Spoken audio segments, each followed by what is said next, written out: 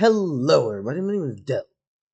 Yeah, I'm Dellizar Slit. An insane motherfucker who decides to run some of the most interesting things you'll ever know. But we'll talk about those as we go along.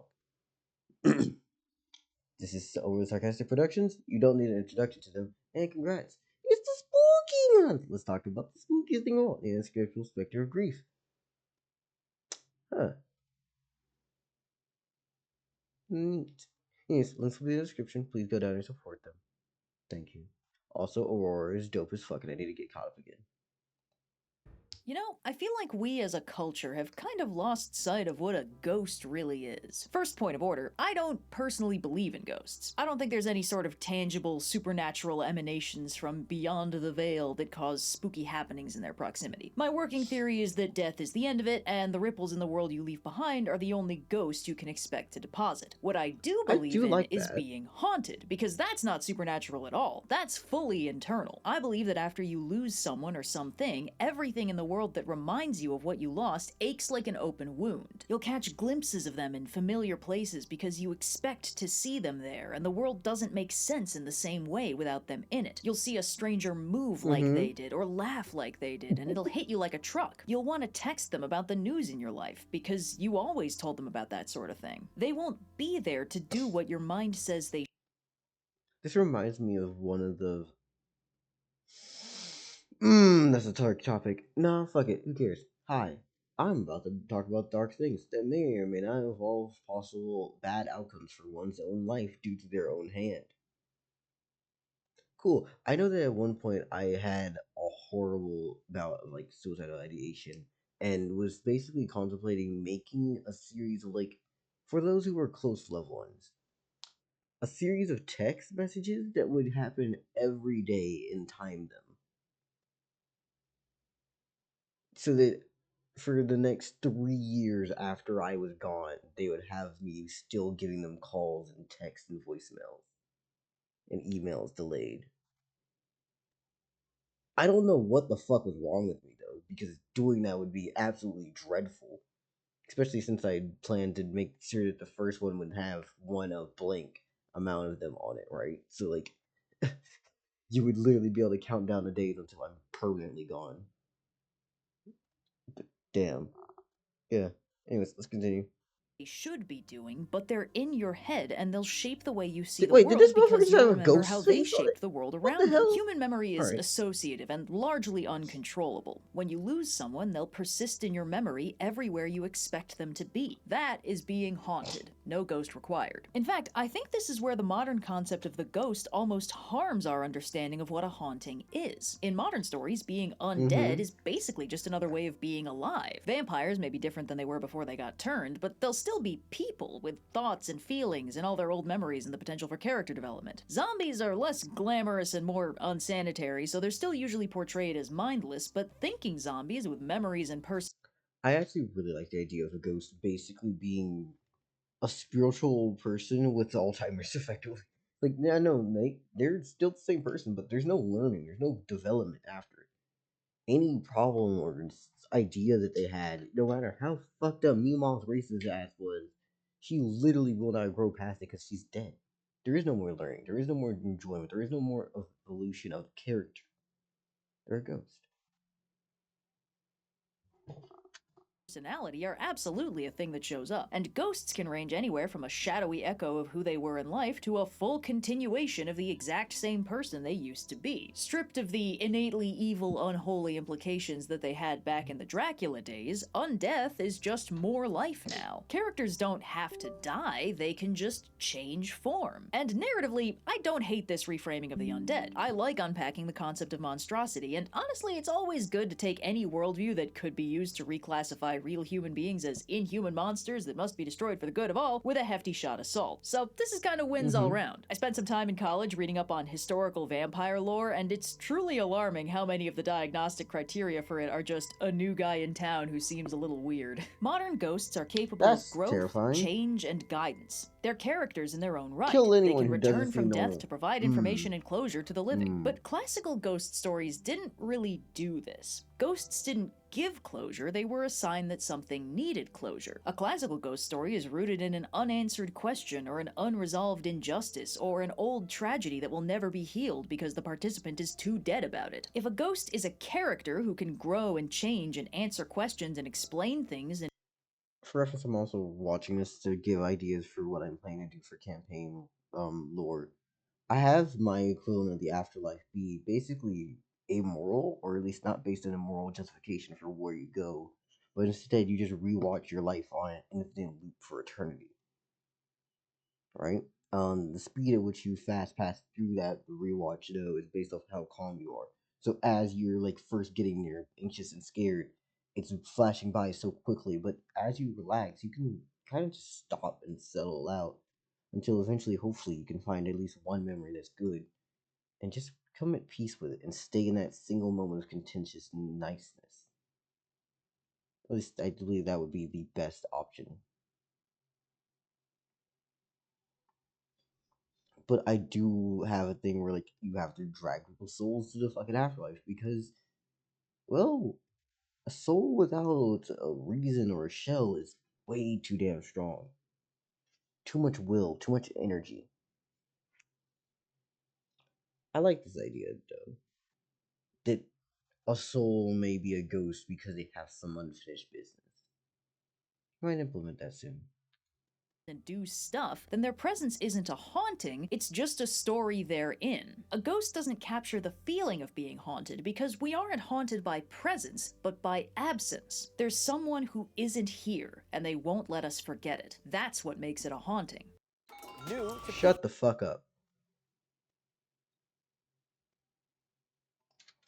So today let's talk about what it means to haunt a narrative. Haunting the narrative is an old turn of phrase Madara. that's recently been given a new spark of Pink life by Diamonds, getting picked up in aka online Rose. fandom spaces. Its definition is a little Yeah. bit uncertain, though, and without even a TV tropes page to guide us, it's been thrown around a bit haphazardly in places. Now, far be it from me to lock in an ironclad meaning for any part of the English language, but my favorite definition I've encountered so far is this: a character haunts the narrative if the story can't work if they're around. More broadly, the character's absence is what drives the narrative. Now, this is a little bit suspicious. Technically, I'm using this one already with like a character like Mince. Yes, I'm gonna keep referencing my campaign. Shut the fuck up. I really like it. We're 37 sessions in, and we'll be doing 38 on Saturday. Similar to another trope I've gone on the record about disliking, that of course being fridging, which is when a character, frequently a love interest, parental figure, innocent child, or Oh yeah, other Ren loved Goku. one, is Ren horribly Goku. abused Ren and or fucking Goku. That bitch unceremoniously is killed to drive their aggrieved protagonist into action. Fridging, when it was coined by writer Gail Simone, was initially an observation about how frequently the female characters in superhero stories would find themselves life-derailingly wounded or dying tragically to make the superhero more upset during their standard issue big battle of the day. A symptom of the prevailing attitudes among the writing teams that were pretty blatantly uninterested in the lives, potential, and internality of these people, and saw them instead only as interchangeable accessories in the lives of the guy on the front cover whose pain was what really mattered. So when we say that a character's absence drives the story, how is that different than killing the hero's girlfriend to make him want to punch the bad guy appropriately hard? Well, first and foremost, the difference is that in order for a character to haunt the narrative, the other characters need to actually care about them. And while the fridged character is ostensibly cared about to the extent that their loss motivates the important people to get upset, a large part of why fridging is weak writing is that once the character is dead and the angry punching is over, they're usually quickly forgotten as the story moves on to new frontiers. The trope fridge. Actually, that reminds me. I try my best to avoid that because of like, say, Robert, right? I have made this motherfucker's literal dead sister a plot point to a point where he had to at one point crawl through her grave to reach a tournament. Through weird portal nonsense. I refuse to let characters become one-offs. I refuse the idea that if you die that you're over. Shit, Kinvoy is actually a good one for haunting the narrative because it's a character who quite literally is just all over the place. Like, Kinvoy, the Kinvoy Plains. Why is this place named after him? Why is there people relating back to him? Why are there things that he created living and still activated even thousands of years later? Is named after the bit in DC Comics where Green Lantern Kyle Rayner's girlfriend is murdered by the villain Major Force and stuffed into a fridge for him to find. Do you remember the girlfriend's name? I don't. It's Alexandra DeWitt. I had to Google it. She's not even the most memorable name in the trope about her own murder. When a character haunts the narrative, it's Damn. not their death that matters. It's their absence. It's the open wound left behind in the narrative as the characters around them grapple with not having them there. In order to haunt, their presence needs to have mattered in the first place. When a character is fridged, avenged, and then forgotten, it's pretty clear that they didn't matter beyond the initial shock and outrage at their death. They didn't leave a mark on the world except by that time they left it. Meanwhile, a character who haunts the narrative is entirely characterized by how the world is different without them in it. So when we say a character is haunting the narrative, we're being led to understand who they were by observing the shape of the wound they've left behind. And while we're name-dropping related tropes, there's something of the noodle incident about the character who haunts the narrative. While the noodle incident is typically comedic, some off-screen shenanigans that we only hear the barest details about, the underlying structure of the trope can be very easily applied to serious contexts, which is a frequent element of environmental storytelling. I have another Rather example than of showing this the now. audience something directly, the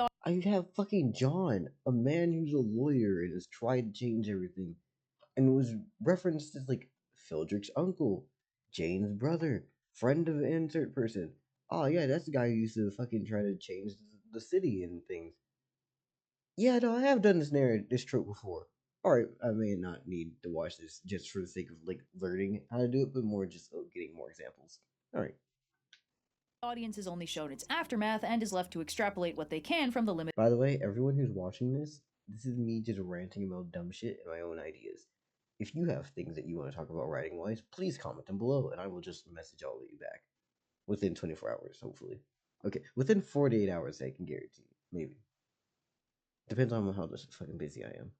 Limited information they've been given. When a character haunts the narrative, this principle is applied to the rest of the cast. Rather than seeing the character directly, the other characters in the audience mostly only get to see the impact they've had. There's often an overt sense of longing baked into the story here. The idea that if this haunting character could just return, even briefly, if they could just explain themselves or lend their aid or help, they could fix everything. Which is, of course, exactly why they can't. If they aren't gone, they can't haunt. This is why, ironically enough, characters that are ghosts almost never actually haunt the narrative. There's too much closure inherent in their presence. Now obviously, a character who's haunting the narrative has to have a very limited, tangible presence in the story, which means if we want to unpack their role in the story, we can't really focus on them. A character haunting the narrative is mostly understood through how their absence affects and motivates the other characters in the story, and with that much ambiguity, there's a lot of room to play around. First of all, the million-dollar question. Is the character haunting the narrative well and truly irretrievable, or is it possible for them to come back? In many stories, this uncertainty is part of what's haunting the narrative. A character who's missing presumed dead is a much more painful question mark than a character who's dead, and even that's not a guarantee. Sure, in a more grounded setting, a dead character is probably out of the story for good, but it still fucking irks me that I'm realizing after like multiple months, one of the biggest characters that would technically be haunting the narrative is effectively just Dracula meets Madara and did a fusion dance. And I mean Castlevania Dracula. in a fantasy story, it's completely plausible that a dead loved one could be resurrected with some complications and a few tribulations along the way. Consider Dungeon Meshi, which starts off with the party healer Fallon getting fully eaten by a dragon, and the rest of the party is like, oh shit, well, better get back in there so we can resurrect her before she's too digested. While Dungeon Meshi is strongly in line with the genre conventions of fantasy adventuring party narratives, which can, as a rule, be somewhat blasé about death outside of cutscenes, the first stage of the story still has a bit of uncertainty and worry hovering over the rescue and resurrection of Fallon. Killing the dragon is gonna be really hard. Getting through the dungeon alone and undersupplied with no dedicated healer is an additional challenge, and if her body's completely destroyed in the meantime, they straight up won't be able to get her back. So there's an uncertain time limit hovering over the party's quest to find her before she's fully digested. She's a real Schrodinger's cat situation. She may or may not be dead forever, and that's dependent on how quickly they can get to her. And the people in the party who love Fallon more than anything are constantly thinking about her, reminiscing about her quirks, missing her pertinent skills when they're in tough fights, remembering the last time they fought this monster of the week with her, comparing notes on their past with her, wondering how she'd feel about the situations they're in. They miss her because she's not there right now, but there's this looming, haunting worry that maybe they should be missing her a whole lot more in case it's already too late. This same ambiguity follows her through the story, especially after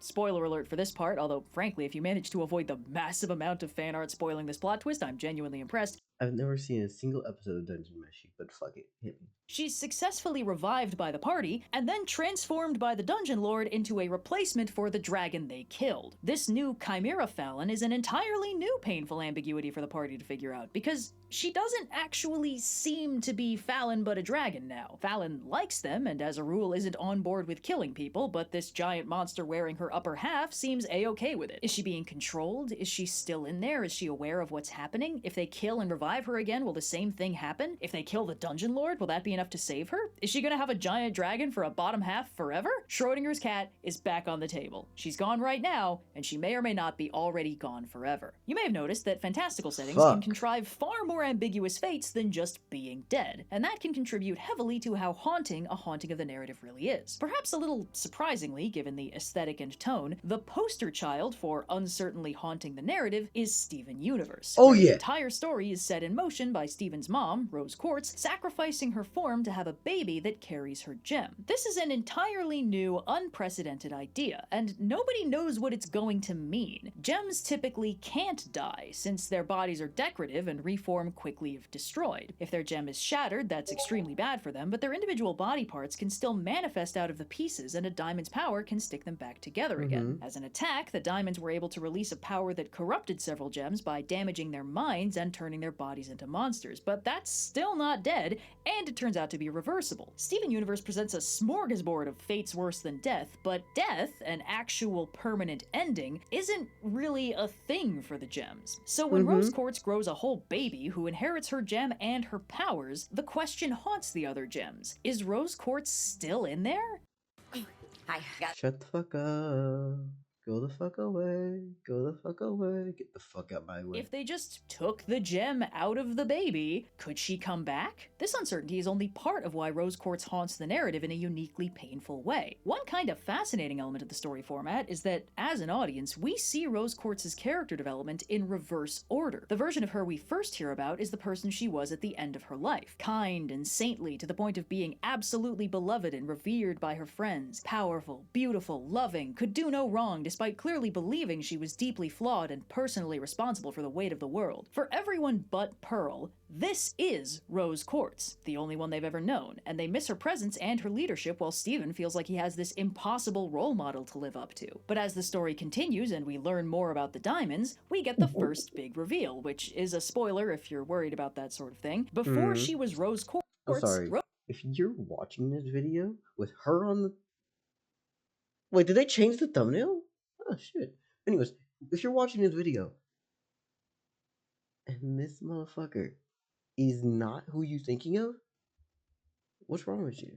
Rose Quartz was Pink Diamond, the fourth and youngest of the Diamond Authority in charge of all gems, the very thing the crystal gems were in rebellion against. She was tasked with ruling Earth and turning it into a gem colony, but fell in love with the planet's life and, convinced that she could never change the other Diamond's minds because they didn't listen to her, reformed herself into a rogue warrior fighting for the planet's freedom, against herself and the rest of the Diamond Authority. Despite this still being a well-intentioned and broadly heroic act, it shatters the vision of her that the other gems believed in, and because Rose Quartz is gone, she can't explain herself or soothe the blow or in any other way provide closure to the friends who are now reevaluating thousands of years of trust and friendship with her. And this is also rough for Steven, who's gone from seeing himself as a cool magic dude with cool powers to just another way for his mother to run away from her problems and leave someone else holding the bag. If Rose Quartz were an easy, simple character to categorize, she wouldn't be such a haunting presence. The version of her we're introduced to at the start was very too good for this sinful world coded, but when we learn about her past as Pink Diamond, we see her when she was immature, impulsive, trapped in an abusive cycle with her family, and prone to run away from anything she wasn't sure how to confront directly. She was a compassionate leader and a good friend, but she also left behind a lot of bad stuff, and she chose to have Steven and stop existing in the process before she actually cleaned up most of those messes. If she were just secretly evil, everyone could feel betrayed and move on, and if she were just the saintly version we're initially introduced to, the characters could just do some grief counseling and also move on. Because the story story is anchored on a character full of secrets who everyone has extremely contradictory feelings about, and because she's really genuinely gone and can't help or explain herself in any way, she ends up as an open wound on the story, which is a big part of why I think she's so compellingly tragic. The one thing we really know about her is that the longer she lived, the more she tried to do the right thing, and the more sure she became that the only way forward for her was to sacrifice herself to create someone entirely new. Because she could never confront her problems head on, they all piled up in her legacy, and now everyone who loved her has to grapple with the consequences and the resentment that she left her messes behind. Her absence puts an unresolved question mark on the story, and nobody knows how to deal with it. It's incredible narrative haunting work. At this point, it might seem like the only way for a character to haunt the narrative is for them to leave behind aching, unanswerable questions that torment their loved ones. But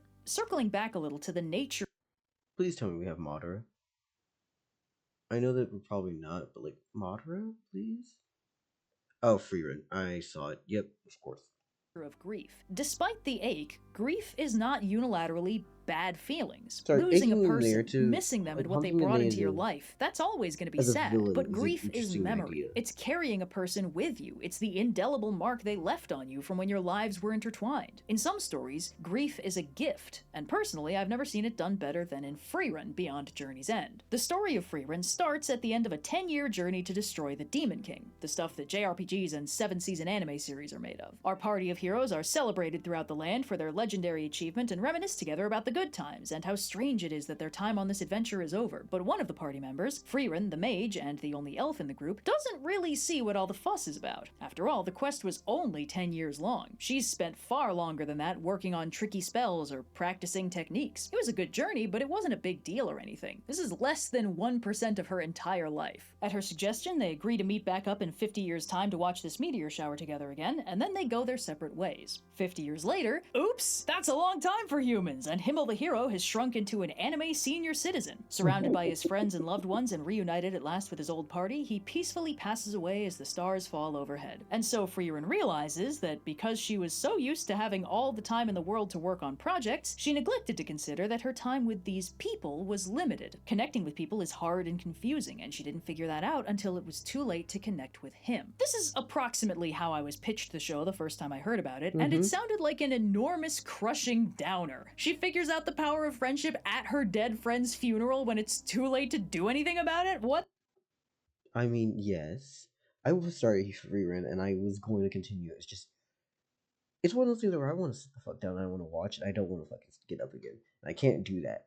The hell? But then I actually watched it and it wasn't like that at all. The running theme throughout the show is not that Freerun is too late to realize her friends loved her. It's that her friends loved her the whole time, and that love is built to last. They knew she didn't operate on the same timescale they did, and they knew she was going to figure things out at her own pace, quite probably after all of them were dead. But as Freerun retraces the steps of her old journey with the heroes party, she remembers the time she spent with them and sees new meaning in their old memories. As an audience, we really only see the heroes party, and specifically its leader, Himmel the hero, in that very first scene leading up to his funeral, and then through flashbacks Freerun has on the journey. Everything we learn about Himmel the hero is through Freerun's memories of him, and he seems like a really interesting, fun dude. Kind of a show-off, likes commissioning statues of himself from grateful towns, very invested in side quests to save people from harm no matter how small or inconvenient, extremely supportive of his teammates and their personal journeys, and clearly harboring a very profound but respectfully distant crush on Freerun pretty much the entire time they knew each other. This entire story is circling the gravity well that is Himmel the hero. Every timestamp we get in the series is positioned relative to Himmel the hero's death. Even though Freerun didn't really understand a lot of what he was going on about at the time, his memory lives on in her and helps her unravel how to engage with the world rather than standing timelessly apart from it. Because he loved her when he was alive, she's beginning to understand how love works, guided by his memory and the pieces of himself he left behind so she wouldn't be lonely. At time of making this video, Freerun isn't done. Neither the anime nor the manga has reached its finale, but currently Freerun's ultimate goal is to reach a legendary land spoken of by her old teacher 1,000 years ago, a place where the souls of the dead gather and lost loved ones can be reunited. I don't know if it's going to turn out to be real, That's or so transformed into fucking some nice. hideous cursed land of necromancy, or just not what it says on the box, but what's very interesting to me about this story is that I don't actually think it'll matter to her. Whether or not she gets a chance to have one last conversation with her dead friends, she's already becoming aware of the impact they've had on her life. They've already lived lived full lives, and the only things left unresolved are the things that all lives leave unresolved, because the story doesn't end when the hero dies. This story peppers in constant reminders that the arc of the universe is unfathomably long, and one hero's journey is not the center of the universe. There's a magical hero's sword sealed in a magical cave waiting for the one true wielder, and guess what? It wasn't Himmel the hero. The threat it was forged to stop wasn't the Demon King. It's still waiting, apparently. There's an elf adventurer our heroes briefly encounter who none of them recognize, but they learn later he was at one time the traveling companion of a different world-saving human fella literal ages ago. And while there's a statue of him lying around, his name has been entirely lost to history. Time marches on. The world changes, and that world is so much larger than the framing device of one— Sorry, I'm shutting up for now because they're going on a crazy monologue and I can't stop it.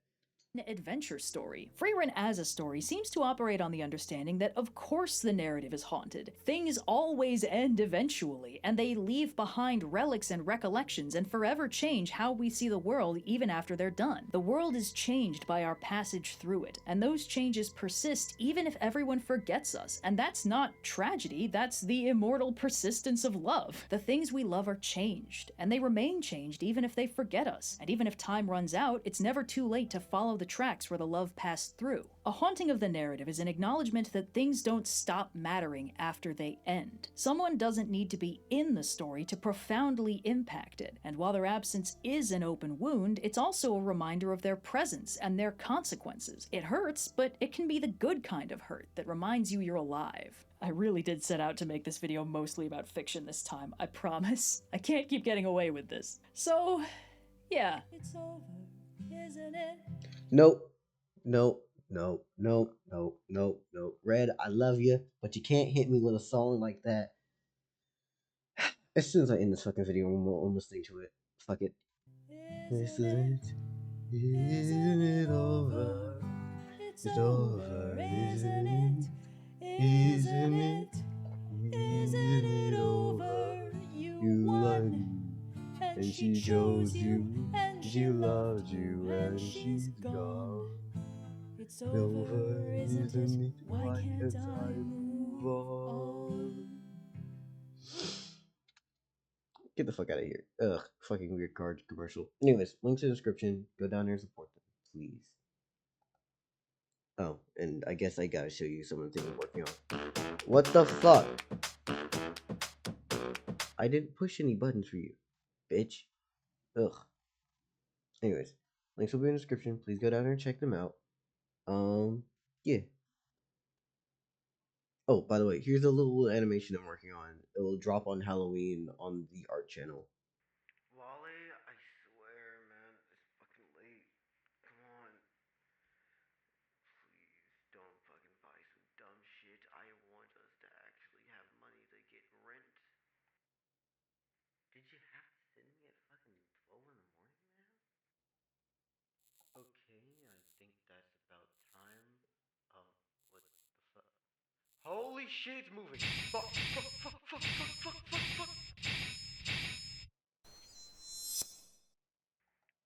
Yeah, anyways, so due to that, we now have the actual outro, which is not finished. But, congrats. Woo! Hi, you are watching the outro. Congratulations. You can find me on the platforms that are mentioned behind me. Also, you can find me, well, doing work, such as animating, reacting, writing, and editing between these two different mediums. Also, I do a little bit of voice acting. What type of voice acting? These. Also, I'm open for collaborations. Hit me up at these socials. And if you want to pay me for any of these works, you can commission me through. If you'd like to come around and check out some of the campaigns that happen, well, congrats. They'll be on Saturdays at 6 p.m. Central Time. Or you can watch the VODs when they release on Sundays. And don't forget, if you enjoyed this video, you may like it. If you want to say something, you may comment. And if you would come back around support, and you wish to show me that I am worthy of your subscription, subscribe.